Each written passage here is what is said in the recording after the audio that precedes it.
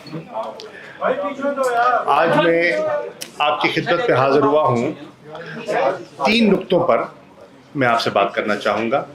एक, हालिया दिनों में हमारे कारकुनान के साथ और पार्टी के अहम रहनुमाओं के साथ जो रवैया अपनाया गया है, जो गैर कानूनी और गैर इखलाकी उन्हें दबाव में डाला गया है, मैं उस पर बात करना चाहूँगा। एक ख़ास मीडिया हाउस ने हमारी कोर कमेटी के हमारी लीगल टीम के बारे में जो अबहम पैदा करने की कोशिश की है, उस पर चंद गुजारिशात करना चाहूँगा। और तीसरा, 90 दिन के अंदर इंतखाबात के बारे में आइन जो बड़ा वाज़ेह है और उस डेडलाइन को अबूर करने का, उसका एहतराम न करने का जो एक मंसूबा है, उस मंसूबे के बारे में तहरीक इंसाफ ने क्या लाहेअमल अपनाया है, उसके बारे में मैं बात करना चाहूँगा। पहली बात तो मैं करना चाहूँगा कि कल रात से आपने सोशल मीडिया पे भी देखा होगा और चैनल्स ने भी उसकी खबर को उसका जिक्र किया है।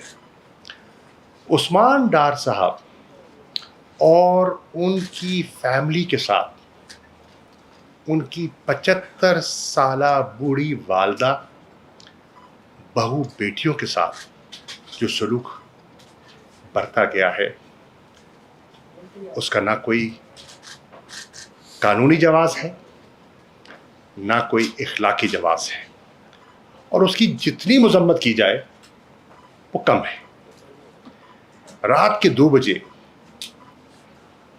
घर के बच्चों को सड़क पे ला खड़ा कर देना, ये कहाँ, ये कौन सा महज़्ज़ब माशरा या हमारी मशरकी रिवायात उसकी इजाज़त देती हैं? आप बखूबी उससे वाकिफ़ हैं। मुझे अफसोस से कहना पड़ता है, जिसने भी वो देखा, जिसने भी पढ़ा, उसको तकलीफ हुई और वो अफसुर्दा है। और फिर न सिर्फ उन पर, उनके कारोबार को जब बंद किया गया, उनकी फैक्ट्रियों को सील किया गया, मत भूलिए कि उसका निशाना सिर्फ उस्मान डार या उनका ख़ानदान नहीं बना। 2500 फैमिलीज़ जो वहाँ से रोज़गार हासिल कर रही थी, उनके चूल्हे भी ठंडे हो गए जब फैक्ट्री सील हो गई। और वो फैक्ट्री जो एक्सपोर्ट पे कंट्रीब्यूट कर रही थी, डॉलर कमा रही थी मुल्क के लिए, उसको आप बंद कर रहे हैं। तो क्या ये मईशत की खिदमत है? क्या वो गरीब लोग जो रोज़गार के लिए तड़प रहे हैं, उनकी खिदमत है? मैं उसकी मजम्मत करने आया हूँ। इसके साथ साथ मेरी कल मोहसिन लगारी साहब से बात हो रही थी।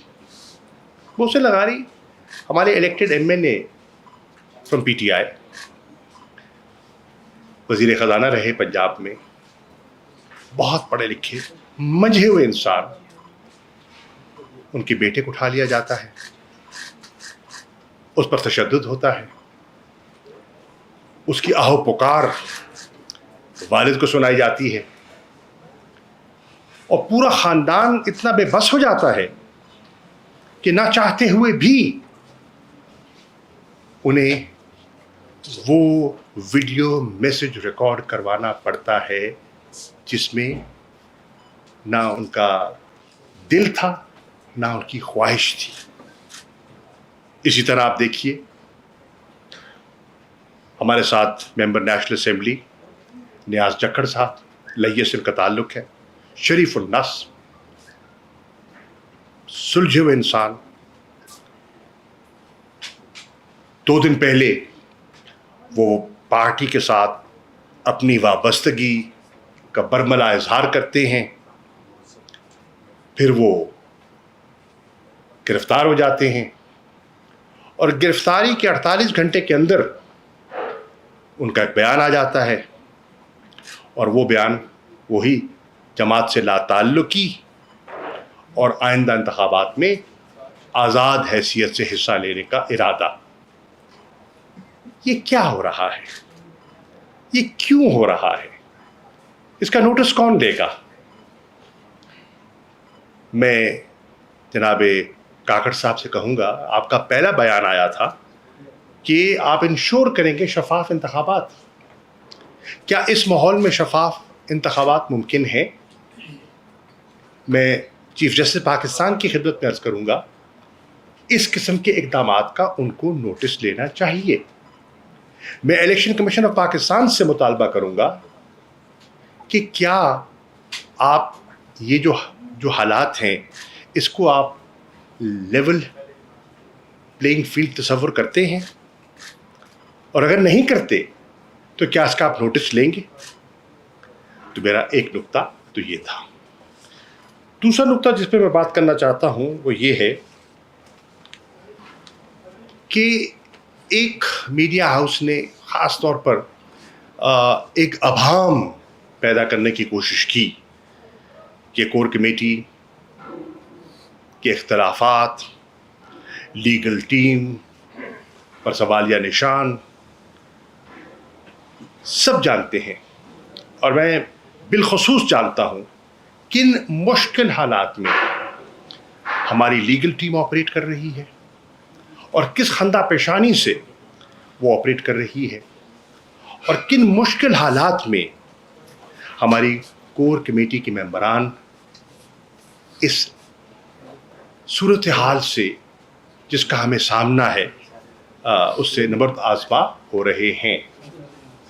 میں وضاحت کرنا چاہوں گا، اس قسم کی جو خبریں ہیں یہ من گھڑت ہیں، ڈس انفارمیشن کا منصوبہ ہے اور ایک سازش کا حصہ ہے تاکہ پارٹی کی رینک اینڈ فائل میں کنفیوژن پیدا کی جائے، ابہام پیدا کیا جائے، ان کے ذہنوں کو متاثر کیا جائے. میں وضاحت کرنا چاہوں گا اس میں کوئی حقیقت نہیں ہے، اور انشاءاللہ یہ وقت کے ساتھ دم توڑ جائے گی. عمر ایوب خان ہمارے پارٹی کے سیکرٹری جنرل ہیں، ان سے چیزیں منسوب کر دی گئیں، مجھ سے چیزیں منسوب کر دی گئیں جن میں کوئی حقیقت نہیں ہے.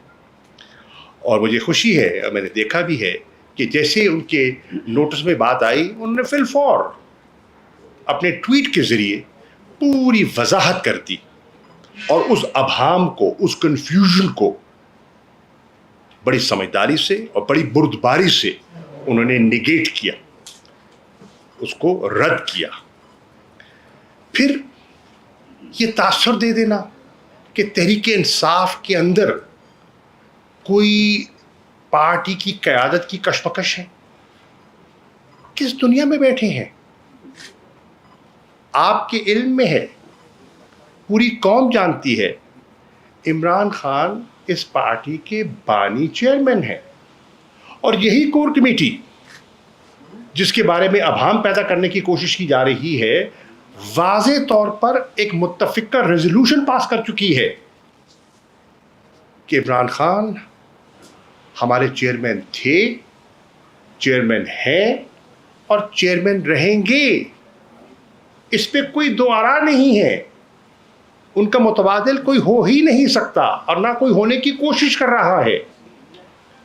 ان کی ذات پر تمام متفق ہے، ان کی ویژن پر تمام جڑے ہوئے ہیں، اور اگر کسی کی خام خیالی ہے تو وقت اسے دور کر دے گا. اور وہ جو یونینیمس ریزولوشن ہے وہ اس کا منہ بولتا ثبوت ہے. میں سمجھتا ہوں کہ ان کی 27 سالہ سٹرگل اس وقت جو کور کمیٹی کام کر رہی ہے مشکل حالات میں،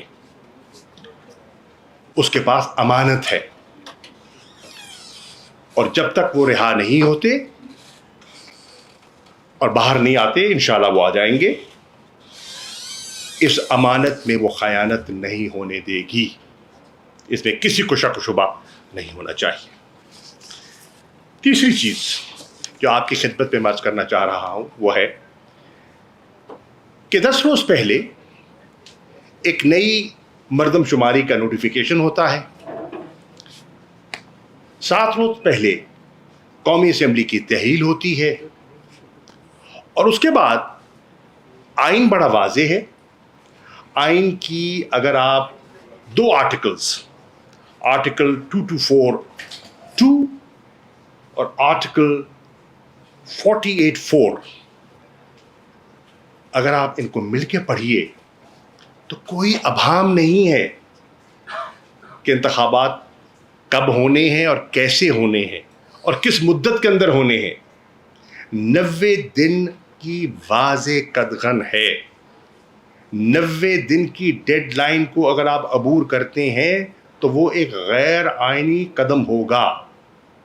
اب کہا جا رہا ہے کہ جی الیکشن ایکٹ کے ذریعے سیکشن 17(2) کے تحت ڈیلیمیٹیشن ایک قانونی ذمہ داری ہے. بے شک ہے، کوئی اس سے انکار نہیں کرتا. سوال یہ اٹھتا ہے کہ فوقیت کس کو ہوگی، آئین کو یا سبسڈری لیجسلیشن کو؟ شعیب شاہین صاحب ماہر قانون ہے، مجھ سے بہتر سمجھتے ہیں اس چیز کو، لیکن ایک سیاسی طالب علم کی حیثیت سے میں سمجھتا ہوں آئین مقدم ہے. اس پر کوئی ابہام ہمیں نہ تھا نہ ہے.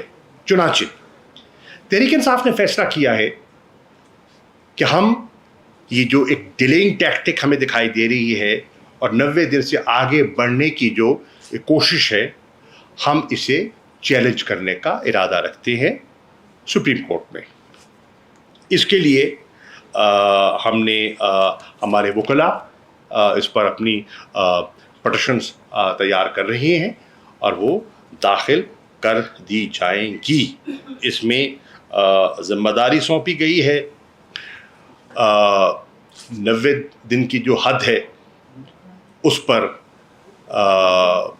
علی ظفر صاحب، سینیٹر علی ظفر صاحب میری ابھی بات بھی ہوئی ہے ان سے، پٹیشن فائنلائز کر رہے ہیں to be filed in the Supreme Court party کی طرف سے. اور ماہر قانون دان سلمان اکرم راجہ صاحب اپنی پٹیشن تقریباً تیار کر چکے ہیں اور فائل کرنے جا رہے ہیں. عمران خان صاحب کی طرف سے CCI کے فیصلوں کو چیلنج کرنے کے بارے میں ہمارا ارادہ ہے. ہم سمجھتے ہیں کہ CCI کی کمپوزیشن اور کانسٹیٹیوشن پر بھی ابہام بھی ہے اور غیر قانونی ہے، غیر آئینی ہے. اس میں 2 ایسی شخصیات تشریف فرما تھیں جو انٹرم نوعیت کے وزرائے اعلیٰ ہیں اور اس قسم کی ذمہ داری اور اس قسم کے فیصلے کا وہ حصہ نہیں ہو سکتے. بہرحال وہ پٹیشن میں وضاحت آپ کے سامنے آ جائے گی. اس کے ساتھ ساتھ سپریم کورٹ کی بار ایسوسی ایشن اس پر ایک واضح اپنا موقف لے چکی ہے اور ان کی پٹیشن سپریم کورٹ میں داخل ہو چکی ہے. اس سے ہٹ کر پاکستان بار کونسل کا پریس ریلیز آپ کی نگاہ سے گزرا ہوگا، آپ نے اس کا مطالعہ کیا ہوگا. اس میں بھی مجھے کوئی ابہام دکھائی نہیں دے رہا. اور اب اگر میں سپریم کورٹ بار ایسوسی ایشن کے موقف کو اور پاکستان بار کونسل کے موقف کو سامنے رکھوں تو میں یہ کہنے کی جسارت کر رہا ہوں کہ کافی عرصے کے بعد مجھے تمام لیگل فٹرنیٹی اس نقطے پر 90 دن کے انتخاب کے نقطے پر ایک صفحے پر دکھائی دے رہے ہیں اور یونانیمٹی آف تھاٹ مجھے اس میں دکھائی دے رہی ہے. آپ یہ بھی دیکھیں امیر جماعت اسلامی سراج الحق صاحب اس پر بیان دے چکے ہیں اور وہ سمجھتے ہیں کہ سینسس کو ایک تاخیری حربے کے طور پر استعمال کیا جا رہا ہے. JUI PDM کا حصہ، اور اس پہ بھی آپ دیکھیں کہ ایک ابہام پیدا ہو گیا، ایک تاثر دیا سابق وزیر اعظم شہباز شریف صاحب نے کہ ایک متفقہ قرارداد پاس ہوئی اور اس قرارداد میں جے یو آئی کی نمائندگی تھی، یعنی کہ مولانا کے صاحبزادے اس کا حصہ تھے، اور سینیٹر کامران مرتضیٰ صاحب نے وضاحت کی کہ نہیں، جے یو آئی نے اس میٹنگ میں اپنے اعتراضات اٹھائے اور اپنا اختلافی نوٹ لکھا، اور جب کہا گیا کہ اختلافی نوٹ جو آپ نے لکھا منٹس میں اس کا ذکر نہیں ہے، تو کہا گیا کیونکہ وہ سی سی آئی کا ممبر نہیں تھے اس لیے ان کا اختلافی نوٹ درج نہیں ہوا۔ پھر سوال اٹھتا ہے کہ اگر وہ سی سی آئی کے ممبر نہیں تھے تو وہ اس اجلاس میں کیا کر رہے تھے؟ اس اجلاس میں ان کو دعوت کیوں کر دی گئی؟ میں سمجھتا ہوں کہ جے یو آئی کو اس پر ایک واضح پوزیشن لینی چاہیے کہ وہ آئین کے ساتھ کھڑے ہیں یا آئین کے فیصلے کے برعکس کھڑے ہیں۔ اسی طرح پاکستان پیپلز پارٹی کے موقف میں دیکھ رہا ہوں کہ مسلسل تبدیلیاں آ رہی ہیں۔ پہلے آپ نے دیکھا سندھ کے وزیر اعلیٰ، سابق وزیر اعلیٰ مراد علی شاہ صاحب نے ایک موقف اختیار کیا کہ جو نیا سینسس ہے، ہماری سیریز ریزرویشنز ہیں، ہمارے اختلافات ہیں، ہمیں قابل قبول نہیں ہے اور میں اس کی مخالفت کروں گا۔ پھر اجلاس ہوتا ہے، 5 اگست کے اجلاس میں وہ شامل ہوتے ہیں اور وہاں کوئی اختلافی بیان نہیں دیتے اور یونانیمس ریزولوشن کے تاثر کو تقویت دیتے ہیں۔ ان کی خاموشی اس کو تقویت دیتی ہے۔ اور پھر آج میں دیکھ رہا ہوں کہ پیپلز پارٹی کے سینئر حضرات، جس میں نیئر بخاری صاحب ہیں، میں ان کا انٹرویو دیکھ رہا تھا، فیصل کنڈی صاحب ان کی سیکٹری انفارمیشن ہے، ان کا موقف آپ کے سامنے ہے، فرحت اللہ بابر صاحب کا میں دیکھ رہا تھا، شہری رحمان صاحبہ کا میں دیکھ رہا تھا موقف۔ وہ 90 دن پر اصرار کر رہے ہیں کہ انتخابات 90 دن کے اندر ہونے چاہیے۔ اب میں سمجھتا ہوں کہ اگر یہی ان کا موقف ہے تو پھر انہیں ایک واضح موقف اختیار کر لینا چاہیے، اور یہ جو ان کی ہے نا ویسیلیٹ جو کر رہے تھے، اس ویسیلیشن کو ونس فار آل ختم کر دیں اور کلیئر پوزیشن لیں، اور توقع کی جا رہی ہے کہ آپ کلیئر پوزیشن لیں گے۔ پی ڈی ایم، اگر بدنیتی میں کہوں تو چلو ذرا سخت لفظ ہے، لیکن اگر بدنیتی نہ کہوں تو غفلت تو ضرور کہوں گا کہ پی ڈی ایم کی سرکار سے ایک تاریخی غفلت ہوئی ہے۔ اور وہ غفلت کیا ہے کہ انہوں نے اپنی کوتاہی سے ملک کو ایک نئے کانسٹیٹیوشنل کرائسس میں دھکیل دیا ہے۔ 90 دن کی ڈیڈ لائن ہے، ان کے علم میں ہونا چاہیے تھا اور انہیں اس پر منصوبہ بندی کرنی چاہیے تھی، انہوں نے نہیں کی، بوجہ نہیں کی۔ کیا اس میں ناسمجھی یا بدنیتی، کس کا عمل دخل ہے؟ یہ انہیں وضاحت کرنی چاہیے۔ اور نتیجتاً کیا ہوا کہ ان کے اس ابہام سے، اس تاخیری فیصلے سے، نمبر 1 آج ہمیں 90 دن کی ڈیڈ لائن عبور ہوتی دکھائی دے رہی ہے۔ نمبر 2، الیکشن کمیشن نے 14 دسمبر کی ایک تاریخ دے دی ہے کہ 14 دسمبر تک وہ اپنی ڈیلیمیٹیشن پروسیس کو مکمل کر لیں گے، لیکن بہت سے ماہرین کا خیال ہے اگر یہ پروسیس مکمل ہو بھی جاتا ہے تو بہت سے لوگ اس کو چیلنج کریں گے، ان کو اعتراضات ہو سکتے ہیں، جینوئن اعتراض ہو سکتے ہیں، کورٹ کیسز ہو سکتے ہیں، ہائی کورٹ پہ جا سکتے ہیں، سپریم کورٹ تک بات جا سکتی ہے، اور یہ معاملہ 120 روز سے بھی آگے بڑھ سکتا ہے اور مزید تاخیر ممکن ہے۔ اسی طرح اگر مزید تاخیر ہوتی ہے اور آپ انتخابات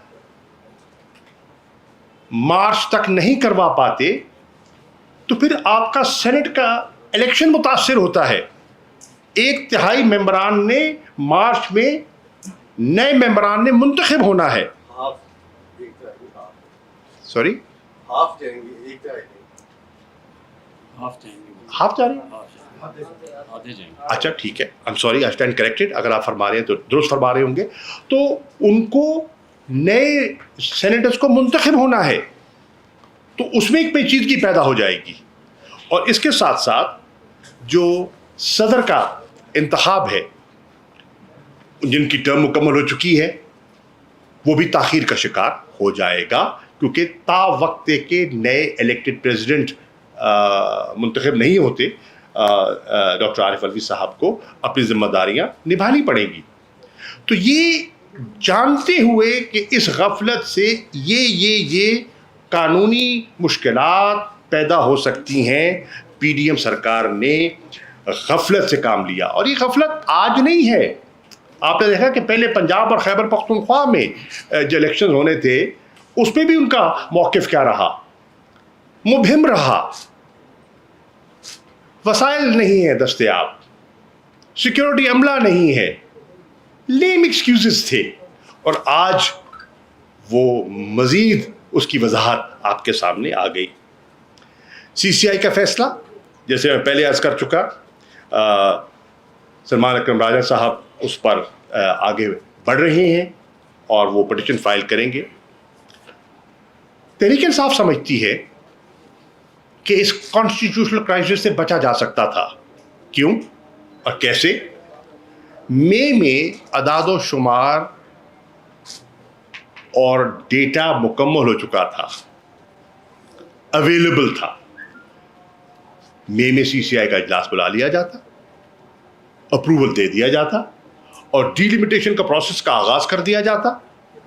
اور پھر 12 اگست کو جو اسمبلیاں تحلیل کی گئیں اس کو سامنے رکھتے تو ڈیلیمیٹیشن بھی ہو جاتی, جو آپ کی آئینی ذمہ داری بنتی ہے, قانونی ذمہ داری بنتی ہے, اور 90 دن میں انتخاب بھی ہو جاتا جو آئینی شک ہے اس کے مطابق. لیکن ایسا نہیں کیا گیا, جان بوجھ کر ڈیلے کی گئی. اور اس میں آج پاکستان مسلم لیگ نواز کی کارکردگی اور نیت پر ایک بہت بڑا سوالیہ نشان اٹھ رہا ہے. وزیر اطلاعات فرماتے ہیں, اب جو جنہوں نے ابھی تازہ حلف لیا ہے, فرماتے ہیں کہ نگران حکومت کا کام نہیں ہے الیکشنز کروانا, یہ ذمہ داری الیکشن کمیشن کی ہے. مانا کہ یہ ذمہ داری الیکشن کمیشن کی ہے, ہولڈنگ آف الیکشنز ان کی ذمہ داری ہے, پر اب ہولڈنگ دا کانسٹیٹیوشن کیا آپ کی ذمہ داری نہیں ہے؟ کیا نگران حکومت آئین سے لا تعلق ہو جائے گی؟ آئین سے انحراف کرنے کا ارادہ رکھتی ہے؟ اور اسی چیز کو بنیاد بناتے ہوئے میں نے کور کمیٹی کے بہاف پر جناب وزیر اعظم کاکڑ صاحب کو ایک خط لکھا اور ان کی خدمت میں گزارشات پیش کی کہ یہ ان کی بنیادی ذمہ داری یہ ٹھہری انتخابات کروانا, اور اسی لیے ایک کیئر ٹیکر نظام کا کانسیپٹ جو ہے وہ آئین میں لایا گیا تھا. الیکشن کمیشن کا موقف تھا, اور پہلے کہ ہم تو پرانی مردم شماری اور پرانی ڈیلیمیٹیشن پر انتخابات کروانے کے لیے تیار ہیں اور کروائیں گے, اور پھر اس پہ بھی لچک آئی.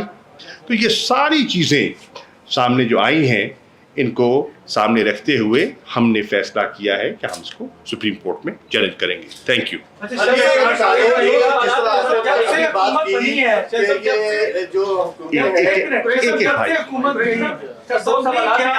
کر لینا بھائی, ایک بھائی کر رہے ہیں. آئین کے تحت اپنی مدت ختم کرنے سے پہلے ٹوٹ گئی, نئی کیئر ٹیکر گورنمنٹ آئین کے تحت بنی. اس سے پہلے آپ کی گورنمنٹ بھی تحریک خدمت بات کے لیے آئین کے تحت گئی.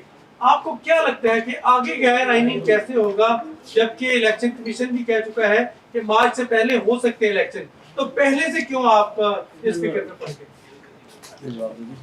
یہ شعیب صاحب بالکل جواب دیں گے اور بہتر جواب دے دیں گے مجھ سے, کیونکہ قانون کو مجھ سے بہتر سمجھتے ہیں. دیکھیں, آئین کہتا ہے آرٹیکل 224 بڑا واضح ہے, اور اس کے اندر یہ بھی نہیں لکھا ہوا سبجیکٹ ٹو کانسٹیٹیوشن، اس میں لکھا ہوا ہے not later than 90 days elections ہوں گے، اور یہ اس دوران اس مدت میں یعنی 90 days میں ہی جو کیئر ٹیکر سیٹ اپ آئے گا۔ اور جو شاہ صاحب نے واضح کر دیا، سپریم کورٹ میں خواجہ آصف جو سابق ڈیفنس منسٹر تھے، جو سپریم کورٹ میں گئے تھے اس کی وضاحت طلب کرنے کے لیے، سپریم کورٹ نے اپنی رپورٹڈ ججمنٹ میں 2013 CMR 1205 میں یہ واضح کیا ہے کہ کیئر ٹیکر سیٹ اپ ایک پوسٹنگ ٹرانسفر بھی نہیں کر سکتا، پروموشن بھی نہیں کر سکتا، ان کا کوئی کام نہیں ہے سوائے اس ایک کام کے، اس اوریجنل پیریڈ میں فیسیلیٹیٹ کرے for the purpose of holding free and fair elections. جس دن یہ مدت ختم ہوگی تو یہ بھی اگر یہ آگے چلتے ہیں تو یہ محسن نقوی کی طرح یا KPK کے چیف منسٹر کی طرح یہ بھی انکانسٹیٹیوشنل ہو جائیں گے، کیونکہ آئین صرف اس بات کی اجازت دیتا ہے ناٹ لیٹر دین 90 days، اس کے علاوہ کوئی اور چیز نہیں ہے۔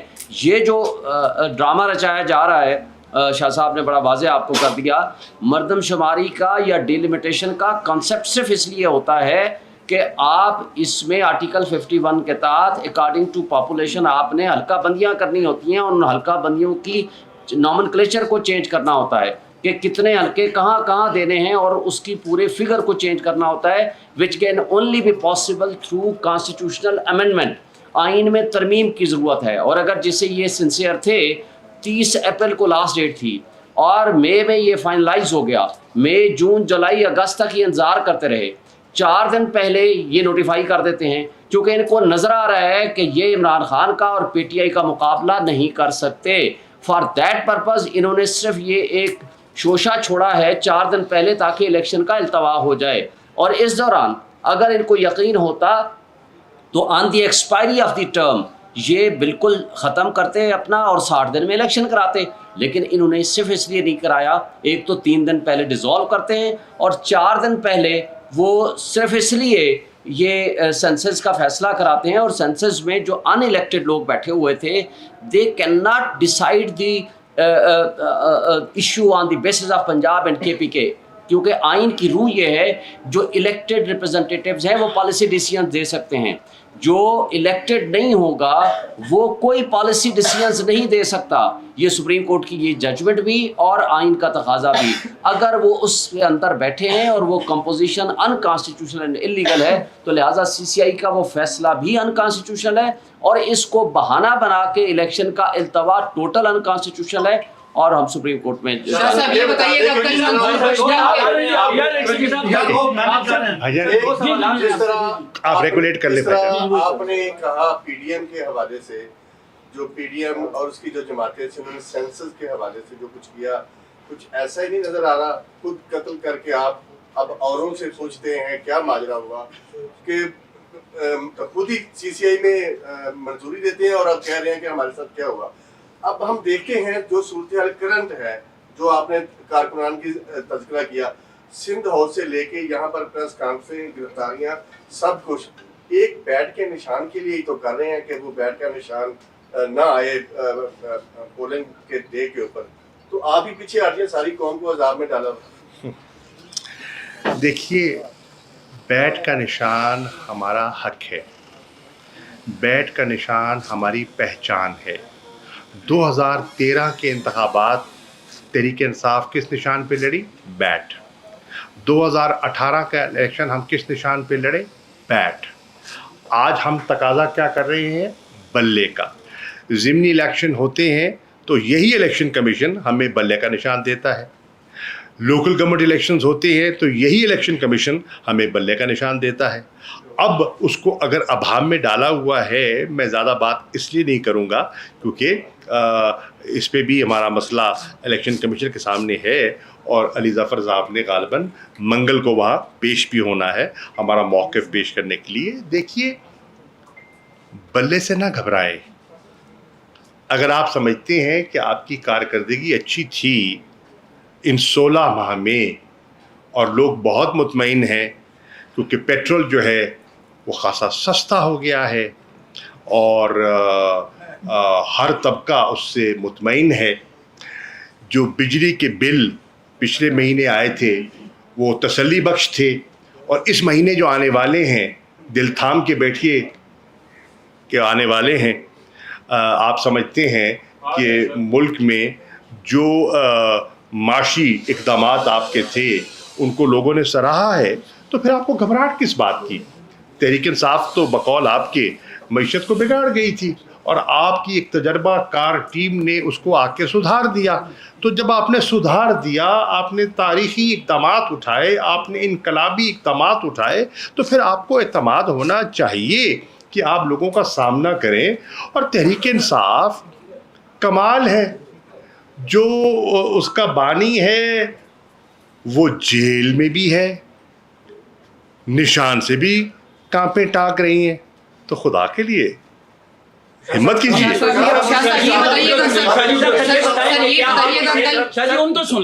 ये बताइएगा कल मंसूर पश्तीन के धरने में फौज के खिलाफ GHQ के खिलाफ नारेबाजी हुई है सर, तो आप क्या समझते हो उनकी गिरफ्तारी कब आ रही है, जिस तरह दूसरी साइड पे तहरीक इंसाफ के साथ जो किया जा रहा है? इसका नोटिस मुझे लेना चाहिए। सर आप क्या समझते हैं गिरफ्तारी होगी? अर्ज ये है, देखिए मैं समझता हूँ और मेरा ये मौक़िफ़ है, जब आप मुल्क की मकबूल तरीन क़यादत को लोगों की नज़रों से ओझल करेंगे, जब आप एक वफाकी जमात को कुचलने की कोशिश करेंगे, तो जगह रेडिकल फोर्सेस लेंगी। इसलिए मैं कहूँगा कि इस पर गौर व फिक्र होना चाहिए। जो कुछ हुआ, जो कुछ हो रहा है, उसे संजीदगी से लेना चाहिए। पाकिस्तान अफजल है, मुक़द्दम है, और पाकिस्तान के दारुल खिलाफा में अगर इस किस्म की गुफ्तगू और इस किस्म की नारेबाजी हो तो काबिले फिक्र है। आप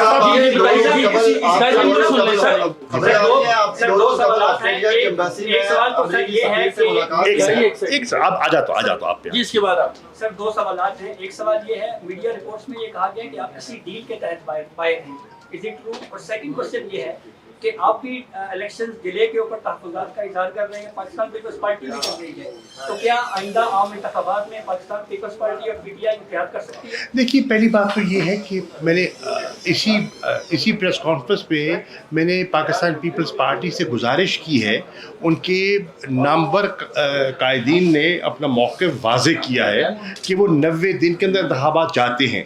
अगर वो 90 दिन के अंदर इंतख़ाबात चाहते हैं तो हमारे मौक़िफ़ और उनके मौक़िफ़ में एक मुमासलत आ गई। जमात इस्लामी ने इस पर पोजीशन ली है और जमातों ने पोजीशन ली है।